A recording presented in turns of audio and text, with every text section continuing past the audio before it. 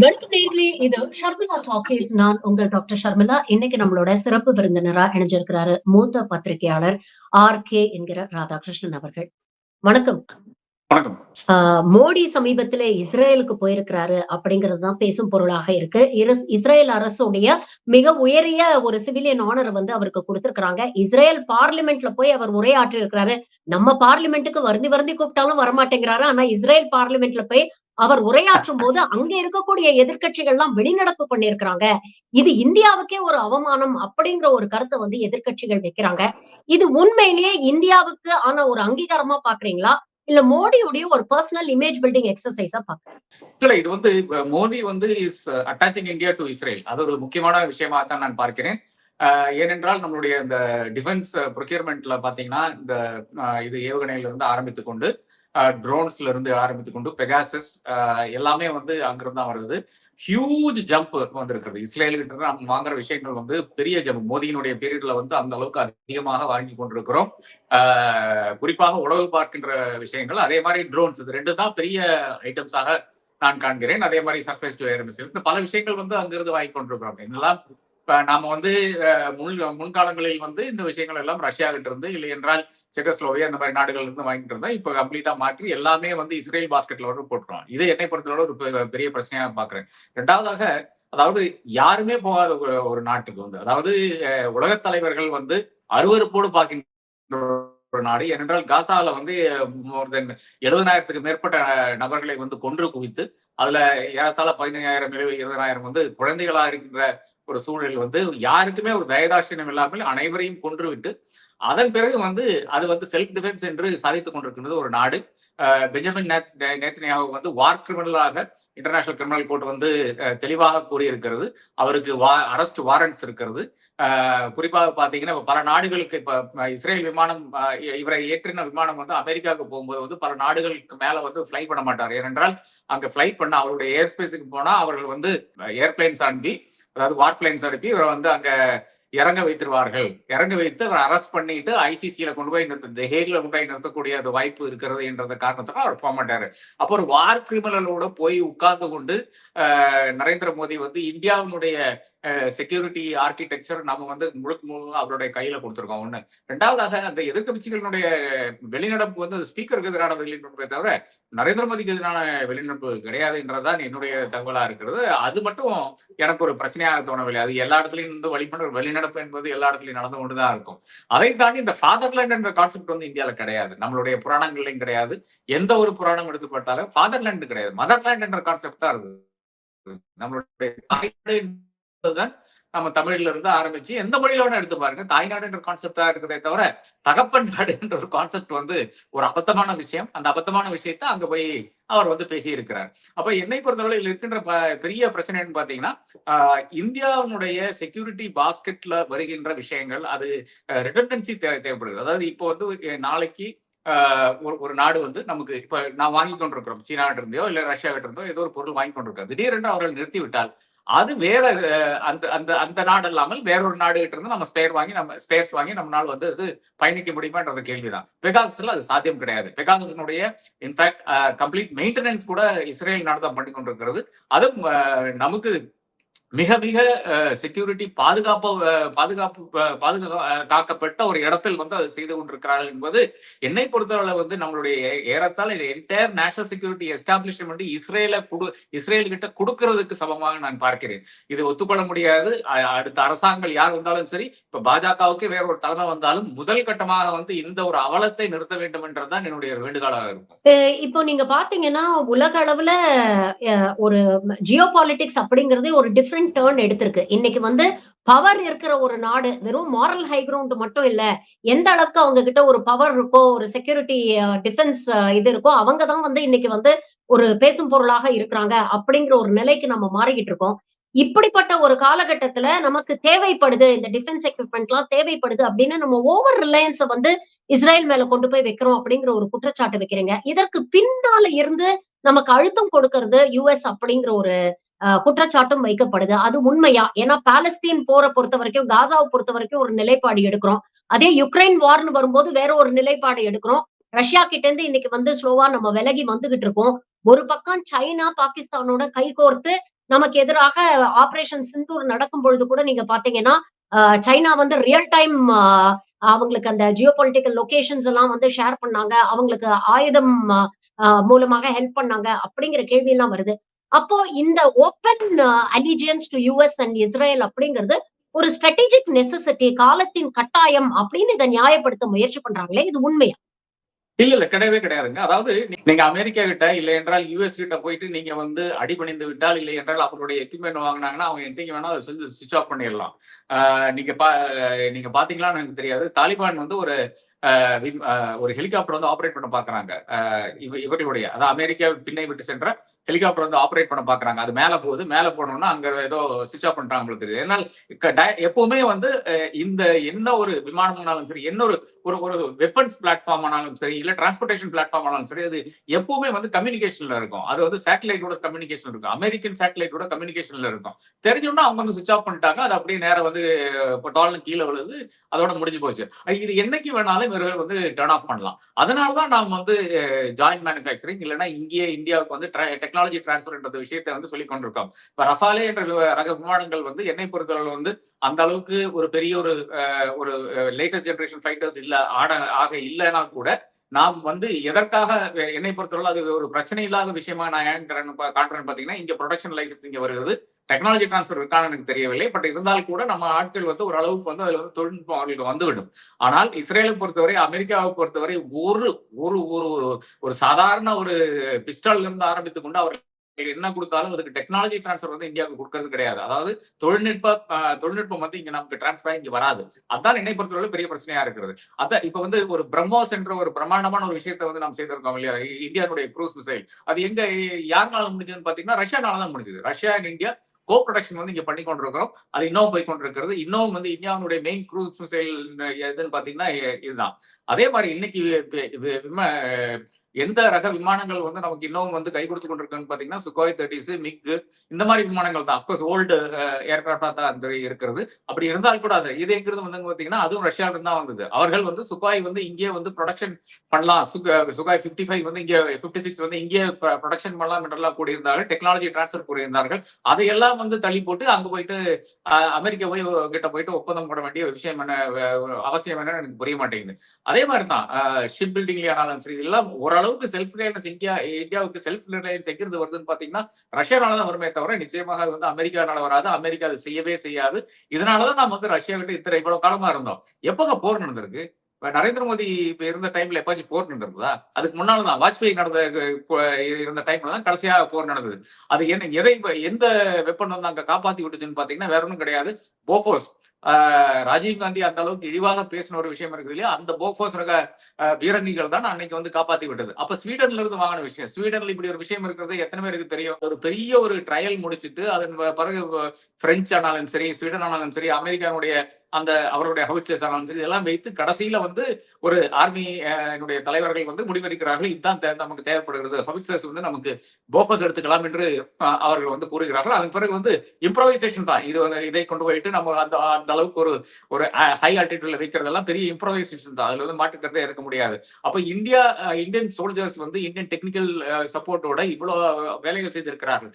இதுக்கு முன்னால நடந்த ஒவ்வொரு போர்லயும் வந்து இந்தியா ஜெயித்து கொண்டே வந்திருக்கு. அதுக்கு காரணம் என்னன்னு பாத்தீங்கன்னா வேற ஒன்றும் கிடையாது. ரஷ்யா மேல நாம் வச்சிருந்த ரிலையன்ஸ் தான். அதே மாதிரி உக்ரைன் மேலே இருந்த ரிலையன்ஸ் தான். அதுல இருந்து தான் நமக்கு வந்து இவ்வளவு பாசிட்டிவிட்டி வருகிறது தவிர நிச்சயமாக அமெரிக்கா கூட இருந்தது காரணம் கிடையாது. இப்ப நாளைக்கு அமெரிக்கா சொல்லுவான் நீங்க வந்து இவங்களை பாகிஸ்தான் அடிக்க கூடாதுன்னு சொல்லுவான். அதை நம்ம கேட்க போறோமா?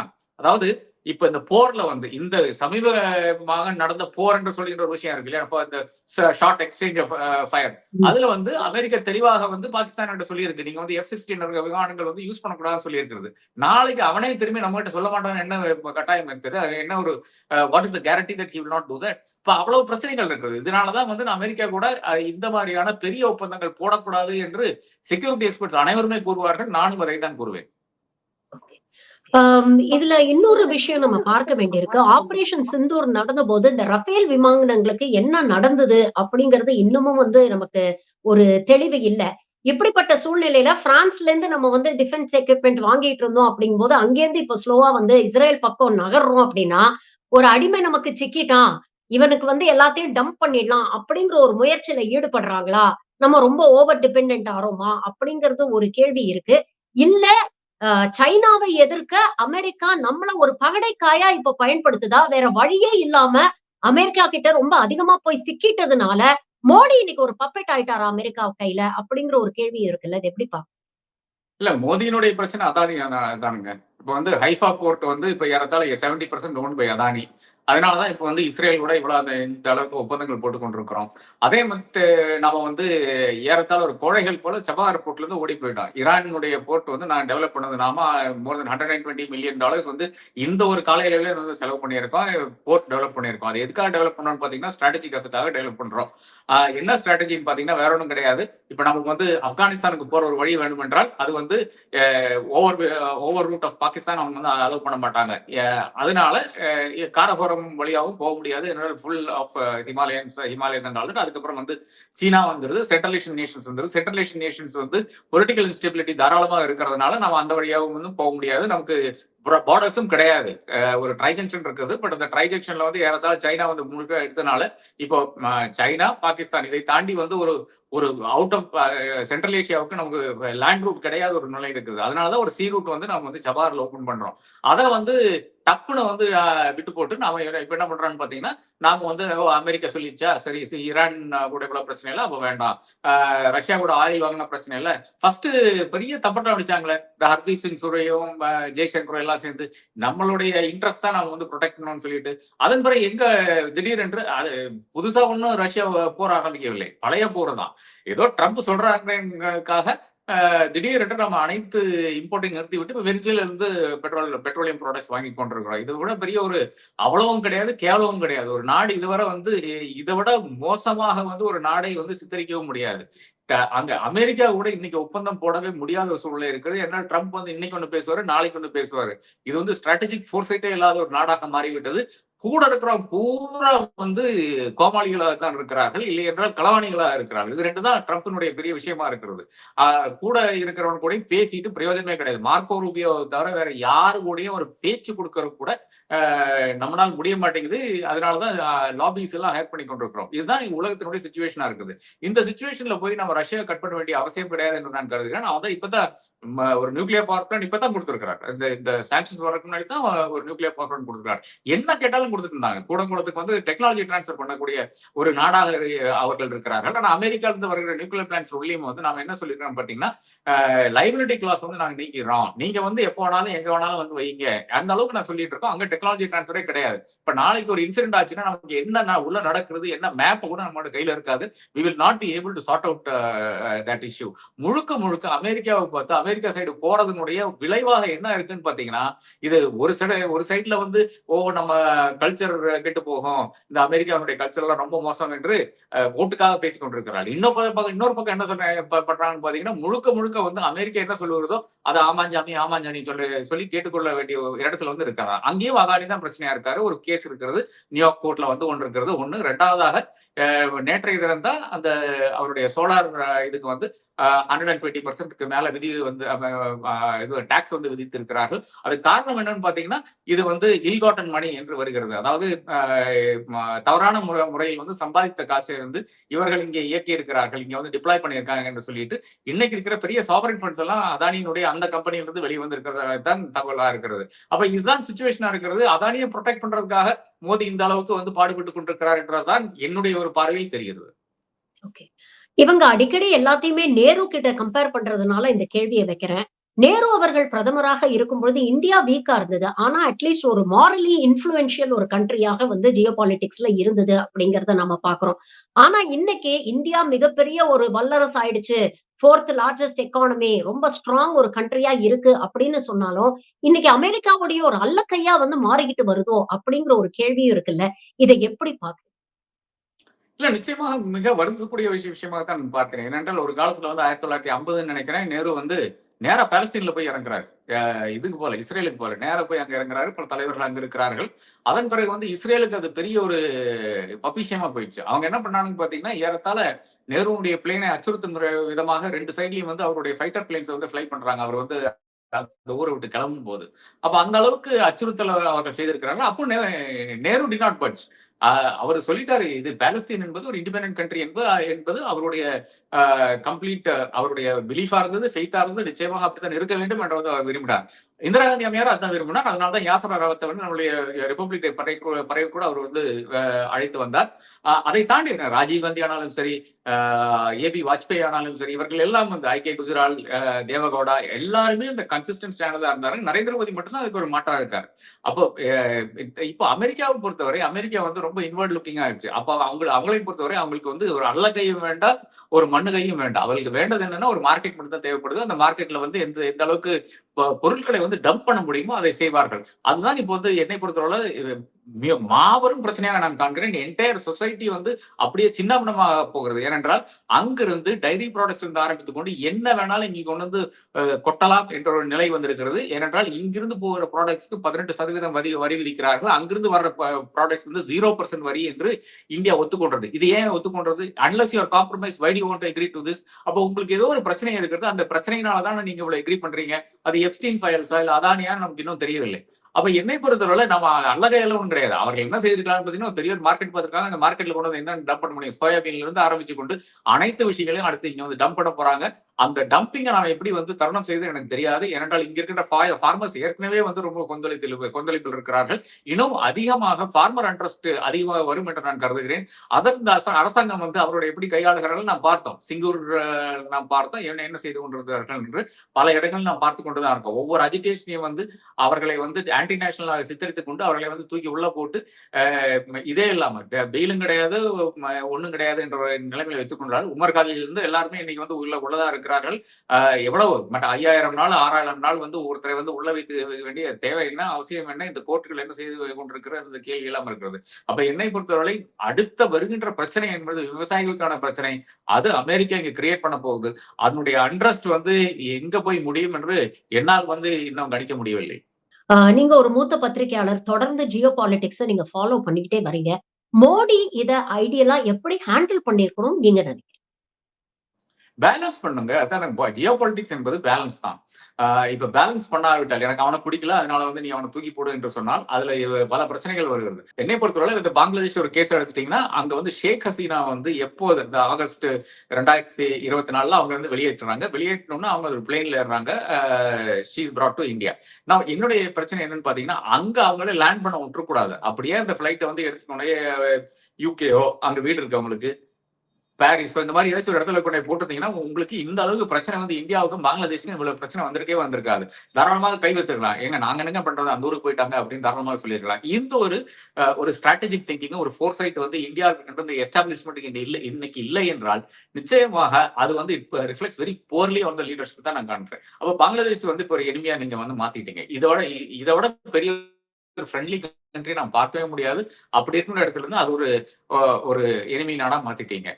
நேபாளம் வந்து 2015 வந்து நீங்க எனிமி நாடா மாத்திக்கிட்டீங்க. ஜெய்சங்கர் அங்க போய் உட்கார்ந்து உங்களுடைய கான்ஸ்டிடியூஷனை தூக்கி போடுங்க, பழைய கான்ஸ்டிடியூஷன் கொண்டு வாங்கலாம் சொல்லிட்டு, அதாவது அந்த ஹிந்து நாடாக இருந்தார்கள். அவர்கள் வந்து ஒரு செக்யூலர் நாடாக மாறுறார்கள். இது செக்யூலர் நாடுல ஆகக்கூடாது. நாங்க பிஜேபி அங்க அதிகாரத்தில் இருக்கோம். நீங்க இந்து நாடா தான் இருக்க வேண்டும் சொல்லிட்டு இவர் அங்க போய் சொல்றாராமா. அது எனக்கு வந்து அங்கிட்ட ஃபாரின் மினிஸ்டர் சொன்னாங்க, அங்கிட்ட பிரசிடென்ட் சொன்னாங்க. இந்த மாதிரி எப்படி வந்து எங்க கிட்ட வந்து டிக்டேட் பண்ணலாம் அப்படின்லாம் அவர்கள் பேசினார்கள், வருந்தினார்கள். இனி அவருக்கு அங்க வந்து ஏதோ இவர் வந்து இந்தியாவுடைய ஃபாரின் மினிஸ்டர்னால அவர்கள் வந்து ரிசீவ் பண்ணுவார்களே தவிர it's extremely cold reception. Pakistan நம்ம சொல்லவே வேண்டாம். ஸ்ரீலங்கா கூட இப்பதான் நம்ம மென் பண்ணிட்டு இருக்கோம். ஏனென்றால் அங்க பெரிய ஒரு புயல் பாதிக்கிறது. அதன் பிறகு வந்து ஆனா நேச்சுரல் அஃபினிட்டி, ஜேவிபியினுடைய அஃபினிட்டின்னு பாத்தீங்கன்னா, இன்றைக்கு இருக்கிற ரூலிங் பார்ட்டியினுடைய அஃபினிட்டின்னு பாத்தீங்கன்னா சைனாவோட தான் இருக்கிறதே தவிர நம்ம கூட கிடையாது. மாலத்தீவும் அதே கேஸ் தான். ஏன்னா மாலத்தீவுல வந்து நாம வந்து எம்டிபியை சப்போர்ட் பண்ண போன தேர்தலில் அந்த இடத்துல வந்து மிக தெளிவாக அவர்கள் என்ன சொன்னாங்கன்னு பாத்தீங்கன்னா, இந்த கட்சியை பிஎன்சி கட்சியை என்கிட்ட இருக்கின்ற சில தலைவர்களே சொல்லியிருக்கிறார்கள். நாங்க இருந்த தேர்தல் சமயத்தில் இருந்த என்ன சார் இப்படி பண்றீங்க, இவ்வளவு ரொம்ப ஓப்பனா பண்றீங்களே அப்படின்னு கூறியிருந்தார்கள். ஆனா இந்தியன் ஹை கமிஷன் அங்கிருந்து அந்த டைம்ல இருந்த இந்தியன் ஹை கமிஷன் நம்புச்சு, இவர் தான் நான் ஜெயிக்க போறான்ட்டு, முய்சு வந்து தோக்க போறாரு, நம்மால் தான் ஜெயிக்க போறாரு அப்படின்னு இப்ராஹிம் சோலி தான் ஜெயிக்க போறாரு அவன் நம்பினார்கள். அப்ப அதனால வந்து அந்த மனமாச்சரியம் டெஃபினட்டா இருக்கு. பட் அவரும் கொஞ்சம் கீழே இறங்கி வந்திருக்காரு. சைனா எல்லாம் போனாரு. சைனால இருந்து 2 பேருக்கும் கொடுத்த அனுராக், அதாவது இலங்கையினுடைய அதிபருக்கானாலும் சரி, மொய்சுக்கானாலும் கொடுத்த அட்வைஸ் என்னன்னு பாத்தீங்கன்னா, India is your neighbour, you cannot wish away your neighbour என்பது சில நண்பர்கள் என்கிட்ட கூறினார்கள். அப்ப அவர்கள் கூட ஒரு ரிலேஷன்ஷிப் உங்களுக்கு தேவைப்படுகிறது. நீங்க எவ்வளவுதான் விரும்பினாலும் சரி, விரும்பாவிட்டாலும் சரி, அது தேவைப்படுகிறது என்றதான் சைனாவினுடைய ஒரு ஒரு வலியுறுத்தலா இருக்குது. அப்ப அந்த அளவுக்கு வந்து சைனா வந்து இன்ட்ரோட்ஸ் பண்ணியிருக்குது. அதாவது ஒரு பிரசிடென்ட்டிடம் தாராளமாக இப்படி இந்தியாவை நீங்க பாய்ச்சிக்காதீங்கன்னு சொல்ற அளவுக்கு வந்து அவருடைய ரிலேஷன்ஷிப் இருக்குது. நாம யோசிச்சு பார்க்க வேண்டும். எல்லாரையும் வந்து நம்ம வி ஹவ் ஆன்டகனைஸ்ட் எவ்ரிபடி. அப்ப நம்ம என்னன்னு பாத்தீங்கன்னா, எப்படி இதை வந்து சரி பண்ண முடியும்னு பாத்தீங்கன்னா, வேற ஒண்ணும் கிடையாது. Civilisational relationships between the people of the two countries. Ilangai ஆனாலும் சரி, நேபாள் ஆனாலும் சரி, பங்களாதேஷ் ஆனாலும் பெரிய ரிலேஷன்ஷிப்ஸ் இருக்கு. இந்த ரிலேஷன்ஷிப்ஸை வச்சு தான் நாம் வந்து முன்னே போட வேண்டும் என்று நான் கருதுகிறேன். அது இட்ஸ் எ ஹியூஜ் லாங் பாத். இவர்களால் அது முடியாது என்றதான் என்னுடைய கருத்து. பல்வேறு விஷயங்களை இன்னைக்கு எங்களோட பகிர்ந்துட்டீங்க. உங்க நேரத்துக்கும் கருத்துக்களுக்கும் மிக்க நன்றி sir. Thank you very much. நன்றி.